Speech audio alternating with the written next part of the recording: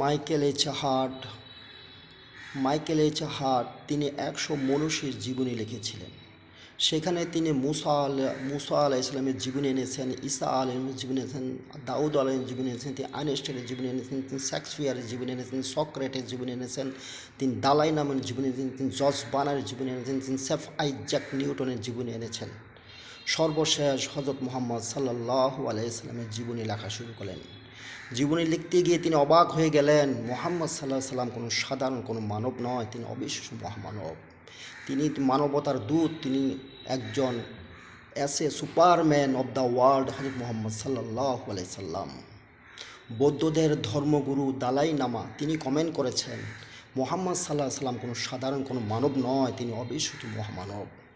ভারতের ব্রিটিশ খেতা মহাত্মা গান্ধী তিনি কমেন্ট করেছেন, মুহাম্মদ সাল্লাল্লাহু আলাইহি সাল্লাম কোনো সাধারণ কোনো মানব নয়, তিনি অবিশ্বাস্য মহামানব। তিনি একজন ইউনিক, তিনি একজন আনপ্যারাল। যারা ইংলিশ মিডিয়ামে লেখাপড়া করেছেন, জর্জ বার্নার কমেন্ট করেছেন, মুহাম্মদ সাল্লাল্লাহু আলাইহি সাল্লাম কোনো সাধারণ কোনো মানব নয়। বিশ্বের শ্রেষ্ঠ 10টি মিউজিয়ামের মধ্যে একটি মিউজিয়াম ইংল্যান্ডে অবস্থিত, সেটাও পরিচালনা করা হয় খ্রিস্টান বিধর্মী ধারা। সেখানেও আমার নবীকে শ্রেষ্ঠ বলে তারা ঘোষণা করেছেন। তাদের মিউজিয়ামের মধ্যে স্বর্ণ আকারে লিপিবদ্ধ করে রেখেছেন, as a father, as a teacher, as a leader, as a Superman of the world হযরত মুহাম্মদ সাল্লাল্লাহু আলাইহি সাল্লাম। শ্রেষ্ঠ পিতা, শ্রেষ্ঠ শিক্ষক, শ্রেষ্ঠ নেতা, শ্রেষ্ঠ মহামানব হযরত মুহাম্মদ সাল্লাল্লাহু আলাইহি সাল্লাম।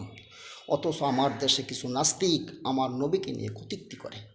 যখন তার নাস্তিকতা প্রকাশ পেয়েছে, আল্লাহু পাক রাব্বুল আলামিন তার সব কিছু কেড়ে নিয়েছে, তার অর্থনীতি কেড়ে নিয়েছে, তার রাজনীতি কেড়ে নিয়েছে, তার এমপিত্বকে নিয়েছে। যখন আমার নবীজের হজ নিয়ে কটূক্তি করেছে, আপনাকে আমাকে আমল করতে হবে। আমল না করলে আমাদের নাস্তিকতা আমাদেরকে ভর করবে। ইহুদি নাসারা নাস্তিক যারা, তারা অনেক জ্ঞান অধিকার ছিলেন। যে জ্ঞান দিয়ে আমার আল্লাহ রাসূলকে চিনা জানা, সেই জ্ঞানের কোনোই মূল্য নাই। প্রশান্ত মহাসাগর মাঝে একটি নদীর সৃষ্টি হয়েছে। সেই নদীর চওড়া হয়েছে 250 মাইল, লম্বা তো হচ্ছে 4000 মাইল, বিশাল নদীর সৃষ্টি হয়েছে প্রশান্ত সাগরের মাঝে। ওই নদীর পানি হচ্ছে মিষ্টিযুক্ত, আর প্রশান্ত সাগরের পানি হচ্ছে লবণযুক্ত। এই লবণযুক্ত পানিকে মিষ্টি পানি মিষ্টি করতে পারে না, মিষ্টিযুক্ত পানিকে লবণযুক্ত করতে পারে না। তাদের গবেষণা হচ্ছে, এই প্রশান্ত মহাসাগরের মাঝে এই নদী কে সৃষ্টি করেছে, এই নদীর মাঝে এই বাউন্ডারি ওয়াল কে তুলেছে। তারা আরও গবেষণা করেছেন, সূর্য যে স্থানে দাঁড়িয়ে আছে সেই স্থান থেকে কয়েক ডিগ্রি নিচে নেমে চলে আসলে তাহলে পুরা পৃথিবী জ্বলে পুড়ে ছারখার হয়ে যাবে। আর এই সূর্য যদি কয়েক ডিগ্রির উপরে চলে যায় তাহলে পুরা পৃথিবী বরফ হয়ে যাবে, পাহাড় পর্বত মানুষগুলি বরফ হয়ে যাবে। চাঁদ যে স্থানে দাঁড়িয়ে আছে সেই স্থান থেকে কয়েক ডিগ্রি নিচে নেমে চলে আসলে তাহলে সাগরের পানি এসে জলাশয় হয়ে পুরা পৃথিবী ধ্বংস হয়ে যাবে। এই চাঁদ যদি কয়েক ডিগ্রির উপরে চলে যায় তাহলে পুরা পৃথিবী মরুভূমি হয়ে যাবে। এই পরিমাপ করে নির্দিষ্ট স্থানে মহাকাশ শক্তির মাধ্যমে এই সূর্যকে, এই চাঁদকে কে ঝুলিয়ে রেখেছে? মার্বেলাস। কি নিয়ন্ত্রণ করে?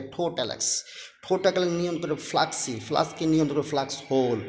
গ্রহ উপগ্রহ মঙ্গল গ্রহ, বিজ্ঞানের বিজ্ঞানতা শেষ।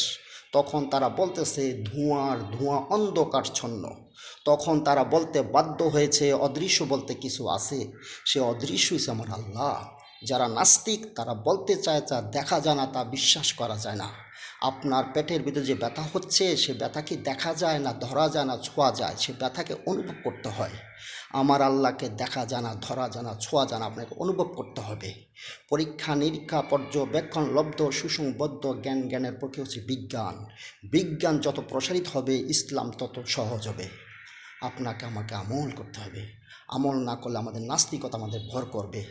কিয়ামতের মাঠ জাহান্নামের অন্ধকারচ্ছন্ন আপনার নেক আমলের আলো দিয়ে আলোকিত হবে এই আপনাদের জীবন। আসসালামু আলাইকুম ওয়া রাহমাতুল্লাহ।